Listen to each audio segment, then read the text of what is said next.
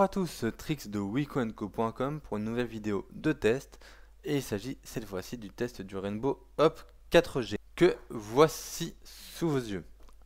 Alors, avant de commencer cette vidéo de test, je vous rappelle le déroulement de nos vidéos. Dans un premier temps, je vais vous faire l'unboxing.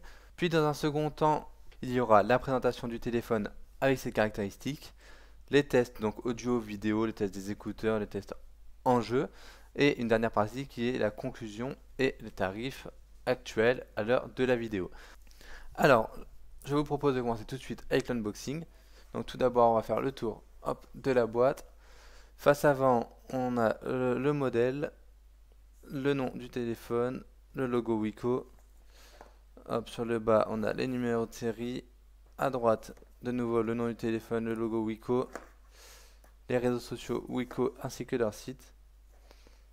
Là, on a quelques caractéristiques. Donc là, je suppose que c'est la taille de l'écran, donc c'est un 5 pouces, HD 1280 par 720p, compatible 4G, processeur quad-core 1 GHz, appareil photo de 8 mégapixels et frontal de 5 mégapixels, 8 Go de mémoire interne, 1 Go de RAM, Android 5.1 Lollipop, donc nativement, pas besoin de faire mise à jour. C'est un smartphone dual SIM extensive via carte micro SD de 64 Go. Hop, donc on a fait le tour. Je suppose que c'est le picto, voilà c'est ça, on est couleur corail. Donc ce petit picto doit tout simplement signaler la couleur. À l'arrière du téléphone, on a toutes les déclinaisons. Donc Blin qui est le vert que vous voyez ici, donc qui est le vert officiel Wico, black, white, corail et bleu. Sur le bas, on retrouve les petites caractéristiques, donc ça s'agit bien d'un téléphone 5 pouces, les copyrights, et c'est tout. Alors, on va découvrir maintenant le contenu de cette boîte. Alors, on a le téléphone, donc bien en couleur corail, qui a d'ailleurs encore son petit film de protection, donc je ne sais pas qui était précédent testeur, mais il nous l'a laissé comme neuf. Alors je m'excuse auprès des prochains testeurs, en ce qui me concerne, je vais supprimer ce film de protection afin de me rendre compte de la qualité de l'écran. Hop, on reviendra au téléphone. Qu'avons-nous là-dessous? Alors, hop, on a la petite documentation Wico, donc le guide de démarrage rapide, le guide de garantie. Hop, on a un câble USB micro USB classique rond, donc classique sur les modèles d'entrée de gamme. Hop. Un kit oreillette intra-auriculaire. Donc c'est une très bonne chose étant donné que en général sur les modèles entrée de gamme, ce ne sont pas des kits oreillettes, ce sont des kits ce sont pas des kits intra-auriculaires, pardon, ce sont des kits classiques entièrement en plastique. Donc là c'est clairement plus confortable. Je vous testerai la qualité et je vous dirai ça lors de la suite de la vidéo sur le test. Hop, avec bien entendu le petit bouton que voici pour décrocher, raccrocher et l'entrée micro. Hop, on a des adaptateurs pour nano SIM et micro SIM et on a un chargeur mural de 1 ampère, donc du classique. Ok, très bien, on va en revenir au téléphone en lui-même. Donc sur la face avant on retrouve le logo Wico, l'haut-parleur qui est rond. Moi je trouve ça plutôt sympa. On a l'appareil frontal. On doit avoir un capteur de luminosité. Ouais, vous le voyez pas mais il est là. Hop, et c'est tout pour cette face avant. Sur le dessous, on a le micro et la prise micro USB. Hop, à l'arrière, le logo Wico, l'appareil photo dorsal qui est un tout petit peu sorti, mais bon, pas grand chose. Le flash, l'haut-parleur, et c'est tout. Sur le côté droit, on a donc le bouton Power, les touches volume qui sont en couleur de la coque, ce qui est plutôt sympa. Et de l'autre côté, donc on n'a rien du tout. Sur le dessus, prise jack 3.5 et c'est tout. Alors, comme vous pouvez le remarquer, la coque est légèrement arrondie. Bon, c'est un effet style plutôt sympa. Moi, je préfère personnellement les formes carrées. Mais bon, après, c'est suivant les préférences. On a un toucher soft touch. Plutôt sympa. Et visiblement, pas trop de traces de doigts. Bon, et ben voilà pour cette partie unboxing. Nous avons également un petit contour effet chromé. C'est du plastique. Mais on a un petit contour, voilà, effet chromé, effet aluminium.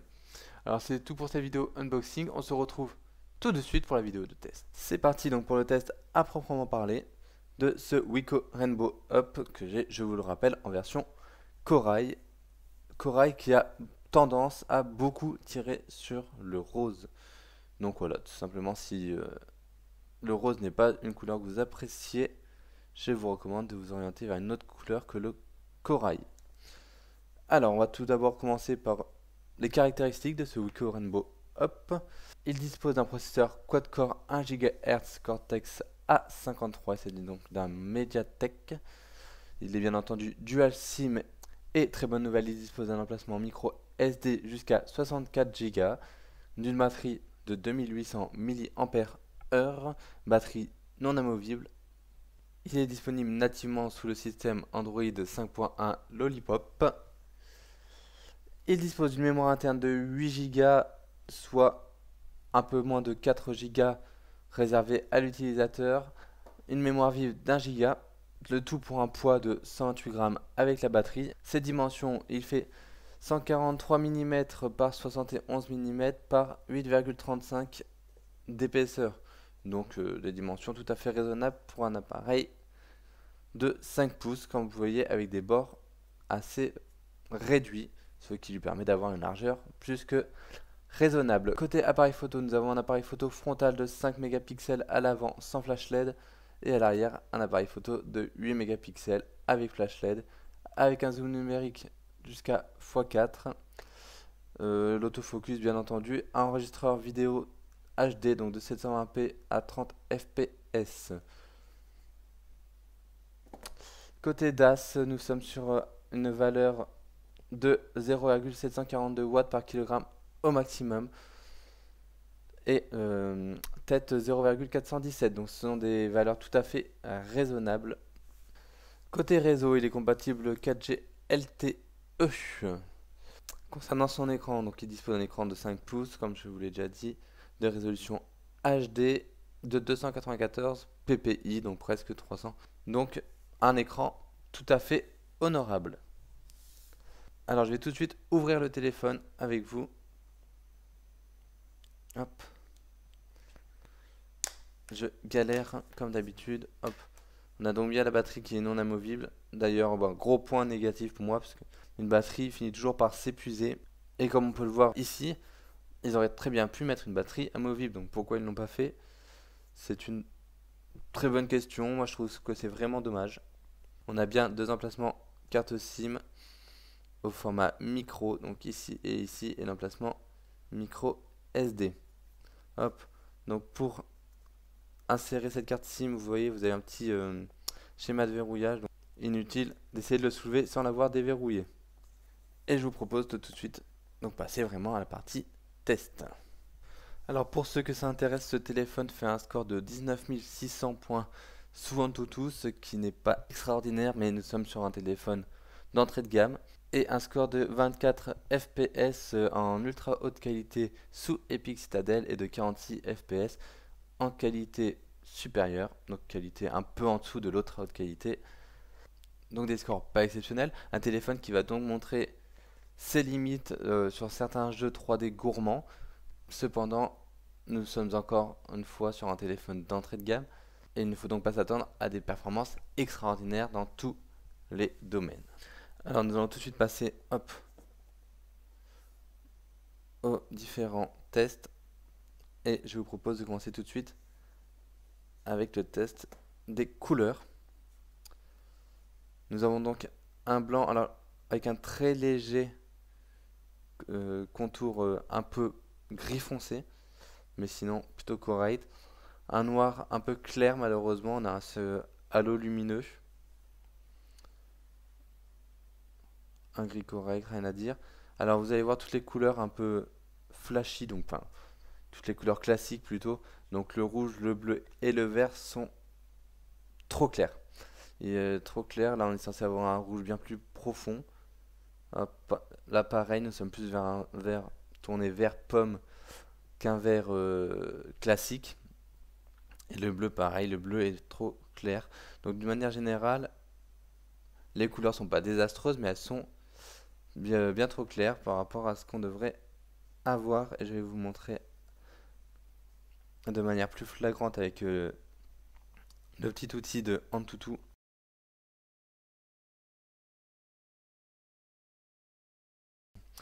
Concernant le tactile, c'est un tactile multipoint. On peut avoir jusqu'à 5 points de contact, entendu largement suffisant. Concernant le GPS, donc j'ai pu le tester dans deux conditions. Une première condition en faisant tout simplement mon jogging en forêt, aucun souci. Et une seconde en utilisant le navigateur de Google. Et alors là encore, rien à dire, sauf un petit décalage, un léger retard en fait du GPS par rapport à notre position réelle. Mais ce n'est pas un retard exagéré. C'est un retard de quelques mètres. Alors ça peut parfois un peu surprendre parce que il va vous dire un peu tardivement de tourner à gauche, à droite, mais c'est pas quelque chose de dramatique. Alors je vous propose tout de suite donc de passer maintenant vraiment au test vidéo et sonore.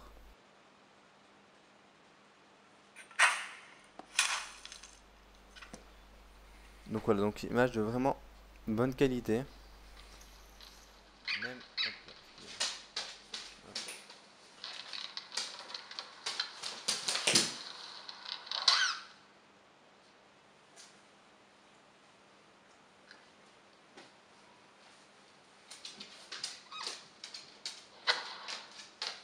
pour vous montrer maintenant vraiment la qualité sonore. On va aller sur une autre vidéo. Hop.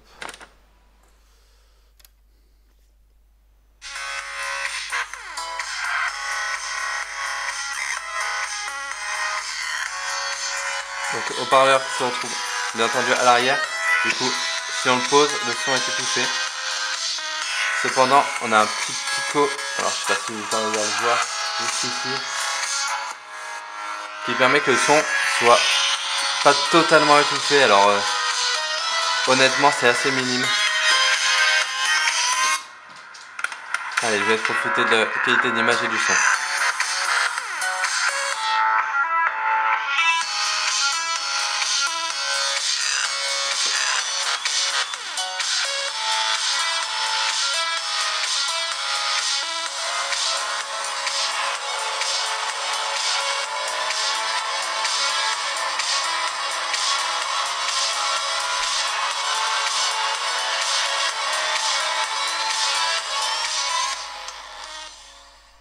Voilà, donc vous l'aurez compris, une qualité d'image très bonne, une qualité sonore très bonne également. Hop, je vais en profiter pour vous parler. Hop là, s'il veut bien venir. Hop. Et je vais vous dézoomer ça. Hop, vous parlez du kit piéton. Donc pour rappel, un kit piéton intra-auriculaire. Et la qualité sonore est franchement pas mauvaise. Bien meilleure que les kits piétons classiques que l'on peut trouver notamment chez les concurrents directs. La qualité sonore est vraiment pas mauvaise du tout.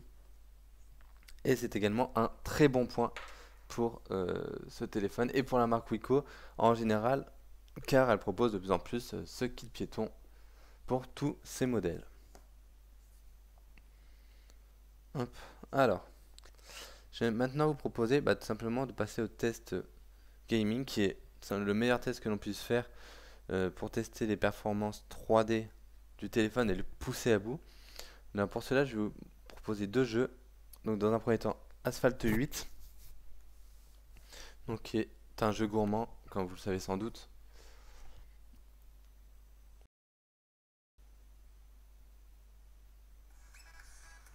Alors c'est parti. Hop.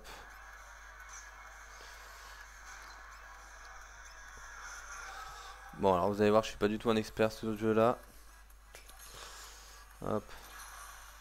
Et comme vous pouvez le voir, le jeu est plutôt très fluide. Hop là. Pousse-toi toi, merci. Hop là. Aïe aïe aïe. Aïe aïe aïe. Oh là là. Donc voilà, Asphalt 8 qui tourne parfaitement sous ce Wiko Rainbow Up. Et qui me permet de vraiment mettre mon talent pour ce jeu en évidence à travers cette vidéo. C'est exceptionnel. Hop. Donc voilà, Asphalt 8 qui tourne très bien. Hop, nous allons nous arrêter là. Hop, s'il le veut bien. Merci. Et je vais tout de suite passer donc à Modern Combat 5. Hop.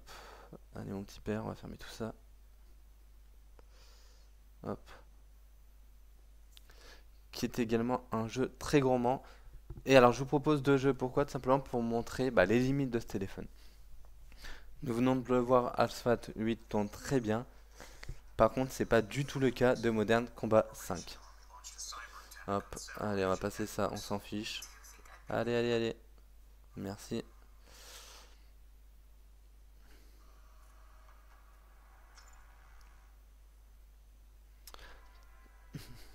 Alors voilà, hop. Donc c'est parti, et là, vous allez vite voir. Voilà. Hop. Alors je sais pas si c'est flagrant de votre côté. Hop. Mais le jeu n'est pas du tout fluide. Hop. Hop. Voilà, il y a vraiment... Si vous... Voilà. Quand je tourne, le jeu saccade. Et encore là, je suis en condition optimale. C'est-à-dire que j'ai fermé toutes les applications et que j'ai vraiment que le jeu de lancer. Le jeu a tendance à saccader. Ce qui lui rend difficilement jouable, hein, honnêtement. Alors, vous allez me dire, ça va quand même. Je suis d'accord. Cependant, lorsque vous testez le jeu avec un autre téléphone, notamment le iWave Pure que j'ai également en test, puis avec ce Wiko Rainbow Up, vous voyez très clairement la différence. Alors après, c'est pas catastrophique, hein, encore une fois.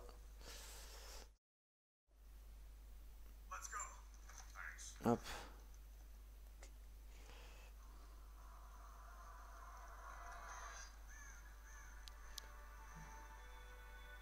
Allez mon petit père, on saute.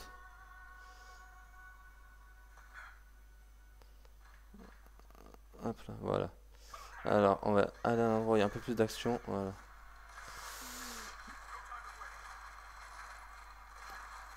Voilà. Alors voilà, je sais pas si là vous voyez bien, mais on a vraiment un jeu qui est loin d'être fluide.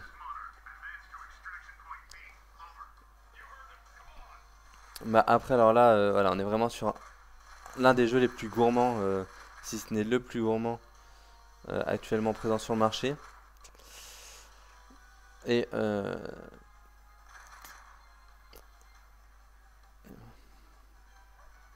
bon, voilà, je vais m'arrêter là.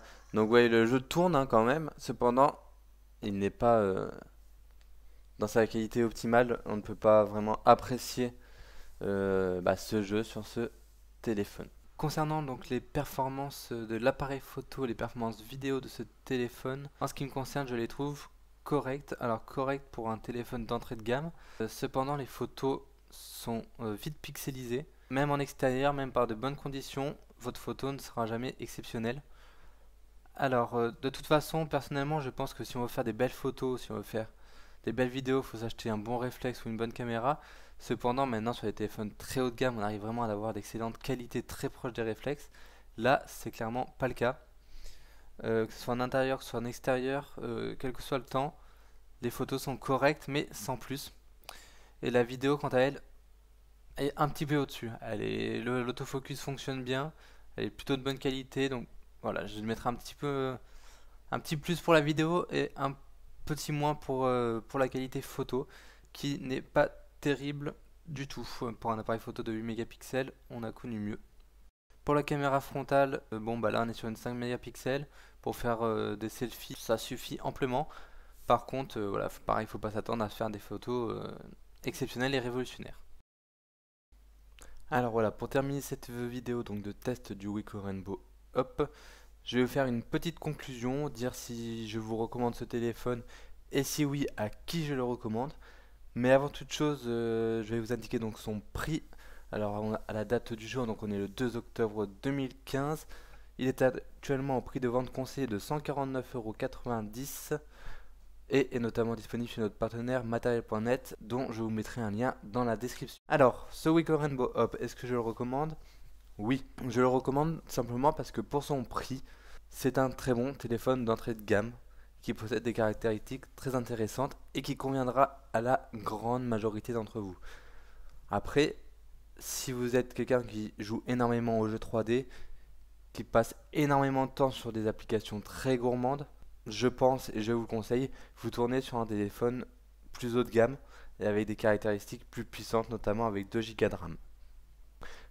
Donc voilà, c'est tout pour cette vidéo. Si celle-ci vous a plu, n'hésitez pas à laisser un petit commentaire et à cliquer sur le bouton j'aime. Vous pouvez nous retrouver sur les réseaux sociaux Facebook et Twitter ainsi que sur wikoandco.com. N'hésitez pas non plus à laisser en commentaire toutes les petites remarques que vous pouvez avoir sur la vidéo, sur le format de la vidéo. Tout ce que je pourrais améliorer pour répondre à vos attentes, ça m'intéresse, n'hésitez pas. Et on se dit à très bientôt sur wikoandco.com. Ciao!